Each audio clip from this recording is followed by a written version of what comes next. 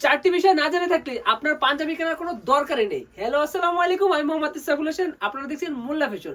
আজকের ভিডিওটা খুবই ইন্টারেস্টিং হতে যাচ্ছে পাঞ্জাবি লাভারদের জন্য। সো ভিডিওটা না টেনে শেষ পর্যন্ত দেখুন। এক নম্বরে হচ্ছে পাঞ্জাবির অ্যাক্সেসরিজ। অ্যাক্সেসরিজ বলতে পাঞ্জাবির বাটন, পেস্টিং, এমব্রয়ডারি ও পাঞ্জাবিতে ব্যবহৃত লেবেল।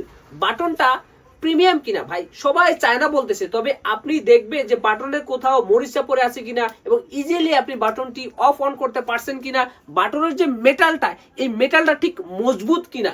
এরপরে বলবো পাঞ্জাবের পেস্টিং। পেস্টিং বলতে আমাদের কলারে ব্যবহৃত যে এই যে কলারটাই, কলারের ভিতরে থাকে একটা পেস্টিং এবং এই যে বাটন প্লেট, বাটন প্লেটেও থাকে একটা পেস্টিং। এই পেস্টিংটা ঠিক কতটা মজবুত, ঠিক আপনি হাতে ধরে এভাবে চাপ দিবেন। যদি এটা হার্ড না হয় তাহলে বুঝবেন যে 2-3 দিন বা 2-3 বার ওয়াশ করার পরে আপনার এটা কিন্তু অবস্থা তেরে নেড়ে হয়ে যাবে।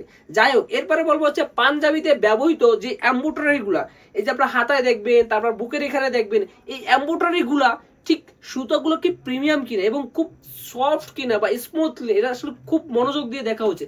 আর একটা খুবই গুরুত্বপূর্ণ ব্যাপার যেটা আসলে কেউই মাথায় রাখে না এবং চিন্তাও করে, সেটা হচ্ছে পাঞ্জাবিতে ব্যবহৃত যে ব্র্যান্ড লেভেল গুলো থাকে। এইটা ভাই খুবই গুরুত্বপূর্ণ। কেন জানেন?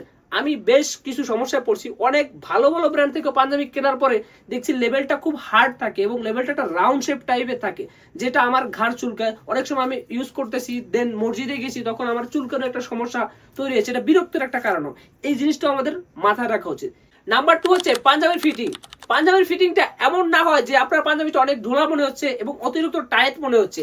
আপনাকে এই ক্ষেত্রে খুবই গুরুত্বের সাথে দেখা উচিত এবং পাঞ্জাবির যে স্লিপটা, এটা যেন আপনার হাতার ঠিক একদম বড় না হয় এবং কবজির উপরে না, এটা যাতে মাঝামাঝি একটা অবস্থানে থাকে।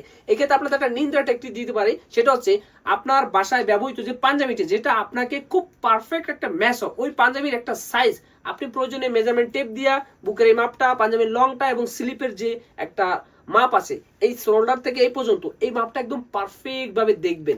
এরপরে আপনি শোরুম বা অনলাইন যেখান থেকে পাঞ্জাবি কিনেন না কেন, তারা যে বলবেন ওকে ভাই আপনার পাঞ্জাবির সাইজ চার্টটা আমাকে দেন।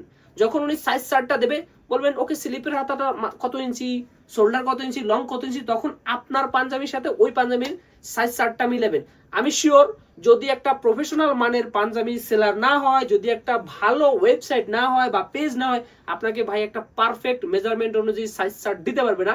কারণ ভাই তারা দক্ষ কারিগর দ্বারা এই পাঞ্জাবি তৈরি করে নেয়। যখন আপনি একটা কোয়ালিটিফুল পেজ থেকে বা শোরুম থেকে পাঞ্জাবি কিনবেন, দেখবেন তাদের কাছে অবশ্যই সাইজ চার্ট থাকবে।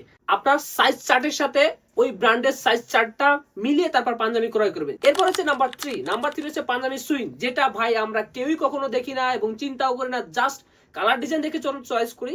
কিন্তু পাঞ্জাবি সুইংটা অত্যন্ত গুরুত্বপূর্ণ, কারণ প্রতিটা সেলাই আপনাকে দেখা উচিত। ধরেন এই যে একটা আমাদের যে স্লিপের হাতার এখানে যে অ্যাডজাস্ট আছে, এইটা কি লেভেল ঠিক আছে কিনা, কলারের যে সেলাইগুলা, এই সেলাইগুলা প্রিমিয়াম কিনা। অনেক সময় দেখবেন খুব নিখুঁত চোখ থেকে যদি আপনারা দেখেন যে একটা সেলাইয়ের উপর আরেকটা সেলাই উঠে আছে, অনেক সময় দেখবেন যে একটা সেলাই মিস হয়ে আছে, অথবা দেখবেন যে অনেক সুতা যেগুলো আসলে মানে অগোছালো হয়ে আছে, যেটা কাটা হয়নি, কোয়ালিটি চেক দেওয়া হয়নি।